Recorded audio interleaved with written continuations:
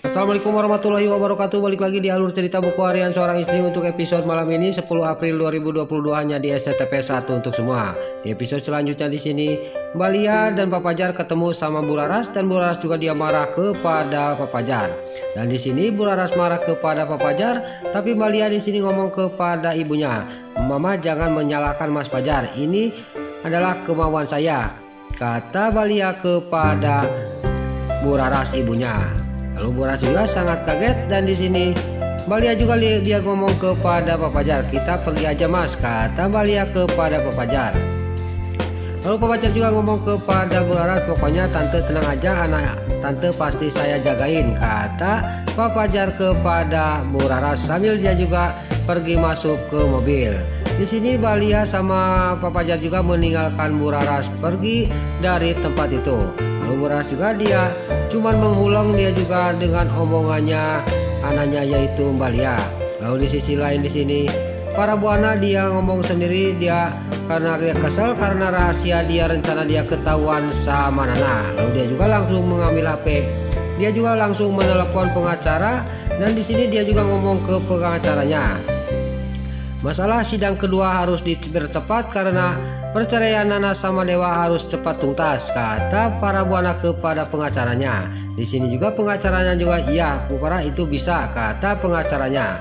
Lalu terlihat Pak Fajar sama Mbak Lia yang lagi di mobil. Pak Fajar juga ngomong kepada Mbak Lia, dia bilang berterima kasih kepada dirinya karena hatinya Mbak Lia tidak untuk laki-laki lainnya, cuman untuk Mas Fajar, kata Mbak Lia kepada Pak Fajar. Lalu di sisi lain di rumahnya Buana Sukati dia membuka pintu rumahnya. Pas dibuka yang datang adalah Tante Merlin. Di sini Tante Merlin juga dia ngomong kepada Sukati dia mau ketemu sama Nek Ratu. Lalu di sini terlihat pas Sukati ngomong kepada Tante Merlin, Nek Ratu ada di kamar lagi istirahat. Tapi bagaimana dengan para buana sudah tidur belum, kata Tante Merlin kepada Sukati. Lalu Sukati juga dia melihat sesuatu dan dia juga melihat para buana apakah ada di wall apa di kamarnya. Lalu Sukati juga langsung ngomong kepada Tante Merlin, "Aman Tante, pokoknya Bu Farah ada di kamarnya," kata Sukati sambil dia juga membawa Tante Merlin pergi dari tempat itu membawa ke kamarnya Nek Ratu. Lalu gak lama kemudian keluarlah para buana dan dia ngomong sendiri, "Tadi perasaan ada orang, tapi kok di sini tidak ada siapa-siapa," kata para buana ngomong sendiri. Lalu para buana juga dia pergi lagi masuk ke kamarnya. Lalu di kamarnya di sini kamarnya Nek Ratu dia sangat senang dia ketemu sama Tante Merlin dan di sini Nek Ratu juga ngomong kepada Tante Merlin, "Kamu kesini ada apa sebenarnya?" kata Nek Ratu. Singkat cerita di sini Tante Merlin juga menceritakan rahasia dan kebusukan dan kejahatannya para buana yang mau menceraikan memisahkan Nana sama Dewa. Di sini juga Tante Merlin juga dia ngomong gitu kepada Nek Ratu. Nek Ratu juga pas sudah Tante Merlin menceritakan semuanya, di sini dia juga sangat marah kepada para buana. Lalu Nek Ratu juga tidak tinggal diam, dia akan membatalkan dan membantu Nana supaya tidak jadi bercerai. Lalu di sini mereka juga Tante Merlin sama Nek Ratu juga ngobrol di kamarnya, pokoknya kita harus main cantik supaya tidak ketahuan para buana. Singkat cerita di sini Tante Merlin juga pamitan dan dia juga pergi dari rumahnya Buana. Keesok harinya di sini sampailah Tante Merlin juga ke kontrakannya dan Nana juga langsung keluar menghampiri Tante Merlin. Dia juga menanya kepada Tante Merlin, "Itu saya sudah dikasih tahu semuanya kepada Nek Ratu," kata Tante Merlin kepada Nana. Lalu Nana juga sangat senang mendengar berita itu dari Tante Merlin. Lalu Nana juga langsung masuk ke dalam kontrakannya dan di sini Nana yang lagi di kamarnya tiba-tiba ada yang mengetok pintu dan Nana juga langsung keluar membuka pintu itu.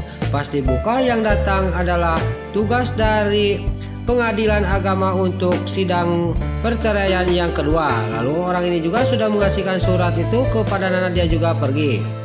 Lalu Tante Merlin dia juga pas keluar dia mau berjemur tiba-tiba melihat Nana yang lagi menghulang. Lalu Tante Merlin juga ngomong, "Kenapa Nana itu melamun?" kata Tante Merlin sambil dia juga menyapa Nana dan menghampiri Nana. Di sini Tante Merin juga menghampiri Nana dan Nana juga menghampiri Tante Merin dan dia juga menceritakan kepada Tante Merin. Ini ada surat dari Pengadilan Agama Tante untuk sidang yang kedua.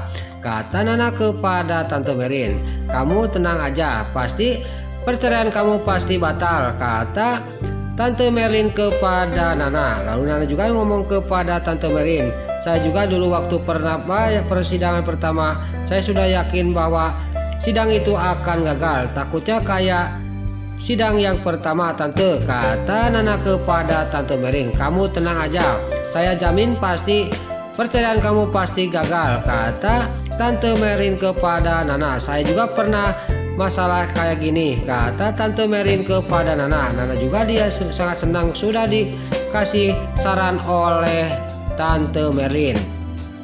Lalu Nana juga langsung masuk ke dalam dan Tante Merin juga dia berjemur di depan kontrakannya.